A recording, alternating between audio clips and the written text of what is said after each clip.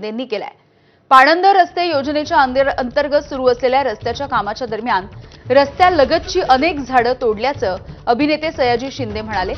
झाडं तोडण्याच्या पूर्वी संबंधित मालकांना कोणतीही पूर्वसूचना देण्यात आली नव्हती किंवा आवश्यक ती परवानगी देखील घेण्यात आली नव्हती। पुळकोटी इथल्या 70 वर्षीय श्रीमती सुनंदा पिंजारी यांच्या शेतामधील चिंच, लिंब, पिंपरण आणि चंदन यासारखी मौल्यवान झाडं देखील तोडण्यात आली आहेत। त्यांनी अक्षरशः डोक्यावरून पाणी आणून ही झाडं जगवली होती आणि जपली होती।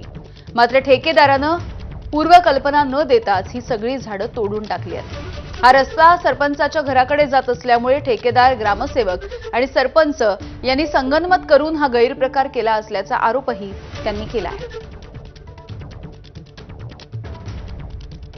30-40 वर्ष सांभाळलेली झाडं त्यातल्या का दिसत आहेत 30-35 झाडं तुटलीत, पण 20 दाखवत आहेत। तर ती झाडं तिथं तोडलीत आणि त्यांचं असं म्हणणं होतं की मला माझी झाडं नाही मारली, माझी पोरं मारली त्यांनी, आणि ह्याच्यासाठी झाडाच्या बदल्यात कॉम्पेन्सेशन काहीतरी 1000 रुपये झाड असा कायदा आहे।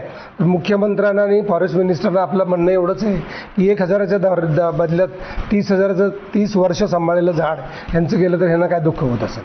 तर तो कायदा बदलला पाहिजे आणि हे जे सगळे गुन्हेगार आहेत यांना कायदेशीर कारवाई केली पाहिजे। तर सह्याद्री देवराच्या वतीने आम्ही ऑलरेडी त्यांची कोर्टामध्ये केस टाकली। आमच्या घरावर नांगूर फिरवला, कशीच माफी मागते म्हटलं, पाहुणा आहेच म्हणून निघून गेला।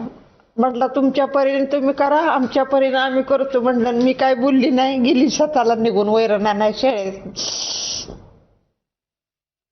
सरपंचाला बी जाऊन ग्रामपंचायतीत बोलली, का केलंच म्हटलं, नुजर सूचना तर द्यायची, माझं राहतो नाही इथं म्हणून।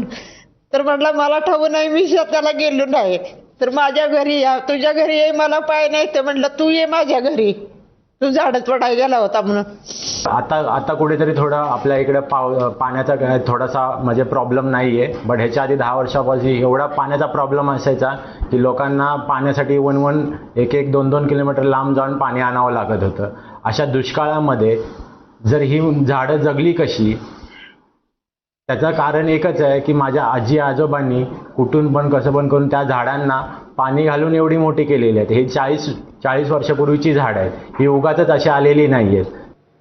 त्यामुळे या सगळ्यावरती नेमकी काय कारवाई केली जाणार हे बघणं महत्त्वाचं आहे। बातमी आहे नागपूरमधली। नागपूरमध्ये 3 दिवसांपासून बेपत्ता असलेल्या अथर्व ननोरे याची अपहरण करून हत्या करण्यात आली।